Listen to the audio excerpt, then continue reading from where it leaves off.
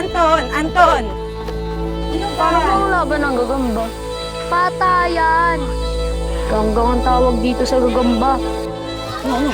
Tama na yan. Uwi na tayo. Takot.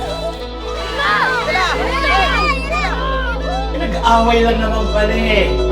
Away bata lang yan. Huwag mo naman naulabasan ng baril. Sabi mo! Saan mo? Wala ho. Hindi pa ho umuwi. Wala naman tayong ginagawang masama ah.